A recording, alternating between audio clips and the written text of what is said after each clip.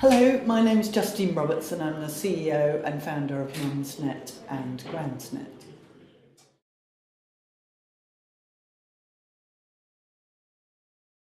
So Mumsnet came about as a result of a really disastrous first family holiday that I took with my then one-year-old twins and my husband, and we ended up picking a very bad destination. It was definitely the wrong resort in the wrong time zone, the wrong hotel, and quite frankly the wrong children. And we were sitting there, bemoaning our choice with all the other parents who made a similarly bad choice of destination. And it was a sort of light bulb moment that I thought, well, wouldn't it have been nice to have checked in with people who'd been there and done that? And actually, even more important than holidays, what about all the other stuff that as parents we're not trained for, to do with looking after kids and bringing up kids, that really is quite crucial.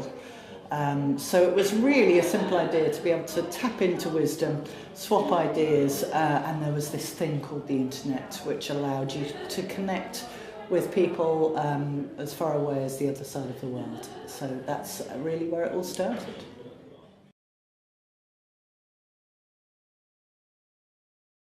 So Mumsnet has changed an awful lot, I think, over the years, mostly in that it's got to be pretty enormous. When I started out, I was on the forums really talking to myself with a whole variety of pseudonyms to try and get the conversation going. Now there are nearly 10 million people who visit every month. But it's true to its original purpose, I think, which was all about how by discussing things and pooling knowledge and wisdom you can make parents' lives easier. So it's both very different and just the same.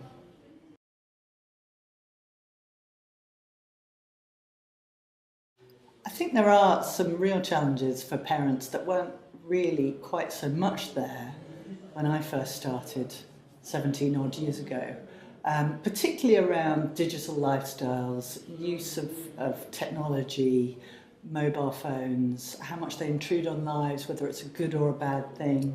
It's kind of a unique challenge in parenting in that we have no experience ourselves. My generation has no experience of growing up exposed 24/7 to the internet and digital media.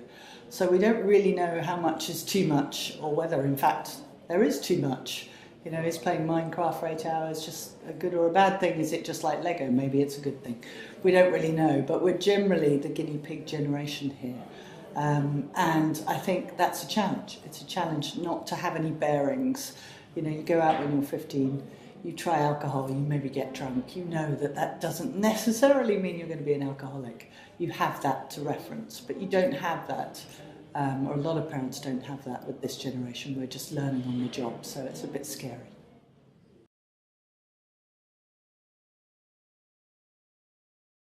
The Mumsnet family-friendly scheme is all about recognising companies that are going the extra mile to support families within their business, whether it's their customers or their employers. And it is terrific that Womba are supporting the scheme in 2017.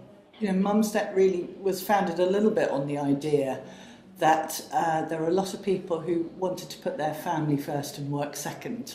And in many workplaces you weren't really allowed to admit that. Certainly that was true of my experience. We wanted to be able to recognise that essential truth that actually probably the most important thing in your life is your family, and work can come a close second to that.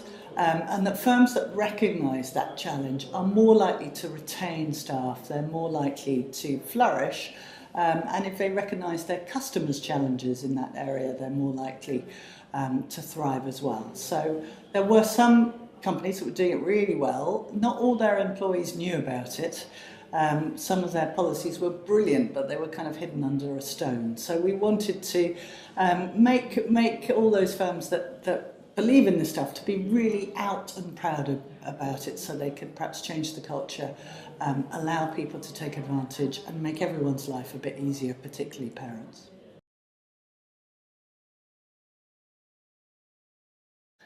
I think there can be many different components to a family-friendly company. It doesn't necessarily mean that all your staff work part-time and have the entire summer holiday off. It can be lots of different things. Really, it's a mindset.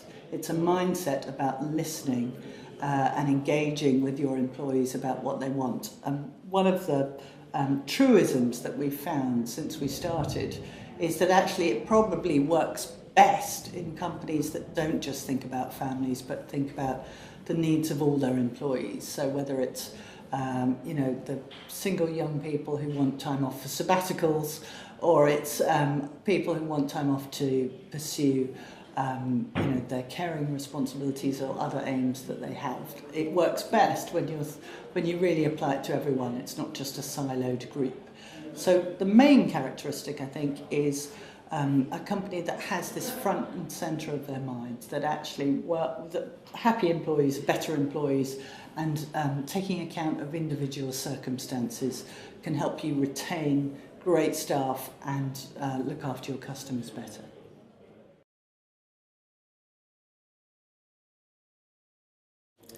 There are lots of companies doing lots of great initiatives around the family-friendly scheme.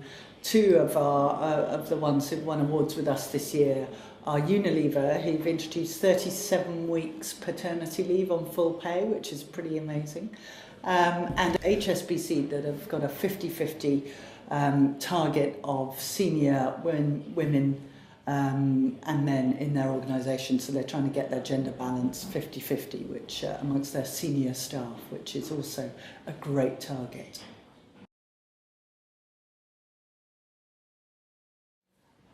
I think shared parental leave is a great idea. I wish the take-up would be higher. I suspect it won't until the economics of it are sorted out. So really it's going to require firms to offer men paternity pay to the same extent that they offer maternity pay, to encourage men to take what's on offer to them. And I think we need a change in the culture too, and it needs to be seen as, a joint responsibility parenting, where men can choose to do it as much as women. So I think, it's a great idea in theory. There are a few problems in practice with the take-up and the way it operates. But actually, I'm a strong believer that men will benefit if they take a more active role in parenting. And of course, women will benefit too. On Mumsnet, we see so many women trying to juggle being mothers and working. And that's because they're essentially taking up more than their fair share of the mothering responsibility. And I'm not just, obviously mothers have to breastfeed, but what about all the play dates and the social life and the education stuff and the health? It's still working mothers who are doing the bulk of that. So there's a long way to go, but shared parental leave is definitely a step in the right direction.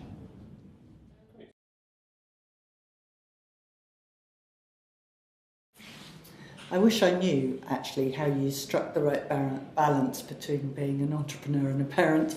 I'm not sure I have. I think the truth is that you do the best you can, and you probably have to let a lot of things slip and work out what the important things are, because nothing is going to be perfection anymore if you're trying to run a business and look after a family. You also need to make your other half do their fair share. That's an ongoing battle. So I wouldn't claim to have found perfection in any way. But what I do is try and make as many compromises as I can and focus on the things that really matter to me.